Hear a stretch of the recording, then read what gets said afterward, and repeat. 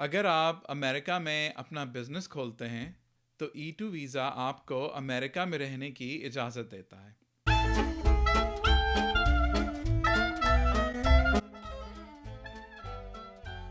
السلام علیکم، میرا نام شارق خان ہے اور میں دا ساؤتھ ایشین اٹرنی ہوں۔ E2 ویزا کی ریکوائرمنٹس کیا ہیں؟ امریکہ اور آپ کے ملک کے درمیان ایک سرمایہ کاری ٹریٹی ہونی چاہیے۔ میں ڈسکرپشن سیکشن میں سارے ٹریٹی والے ممالک کی لسٹ شامل کر دوں گا۔ اس لسٹ میں پاکستان، بنگلہ دیش، کینیڈا، UK، آسٹریلیا اور نیوزی لینڈ شامل ہیں۔ آپ کے پاس ٹریٹی کنٹری کا پاسپورٹ ہونا چاہیے۔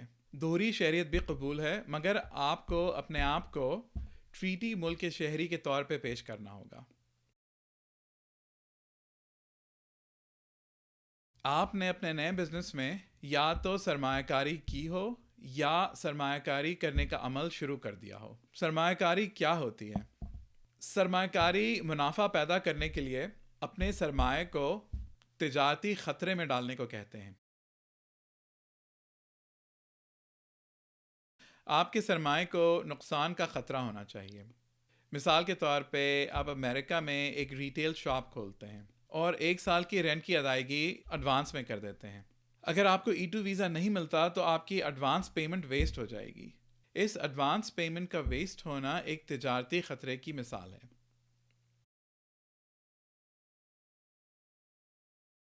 سرمایہ قانونی طور پہ حاصل کیا گیا ہو۔ مثال کے طور پہ سرمایہ کا سورس قانونی کمائی، تحفہ یا ورثہ ہو۔ سرمایہ کا سورس قرض بھی ہو سکتا ہے۔ آپ اپنے ٹیکس ریٹرنز یا بینک سٹیٹمنٹ سے سرمایہ کی قانونی حیثیت ظاہر کر سکتے ہیں۔ آپ کا کاروبار یا تو شروع ہو گیا ہو یا شروع ہونے کے قریب ہونا چاہیے۔ مثال کے طور پہ اگر آپ ایک جم کھولتے ہیں، اس صورت میں آپ نے جم کے لیے جگہ رینٹ کر لی ہو، جم کی ساری مشینز اپنی جگہ پر لگی ہوئی ہوں، جم کا بینک اکاؤنٹ کھل گیا ہو اور جم کی ویب سائٹ چل رہی ہو۔ آپ کے پاس اپنا کاروبار چلانے کا سکل بھی ہونا چاہیے۔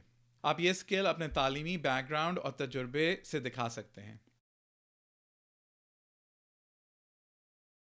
اس کے علاوہ آپ کو اپنے کاروبار پہ پورا آپریشنل کنٹرول بھی ہونا چاہیے۔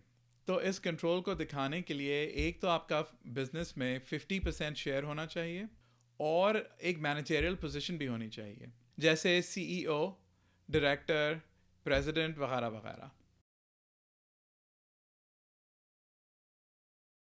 اگرچہ کاروبار شروع کرنے کے لیے کوئی طے شدہ اماؤنٹ کی ضرورت نہیں، مگر آپ کی سرمایہ کاری ٹھوس ہونی چاہیے۔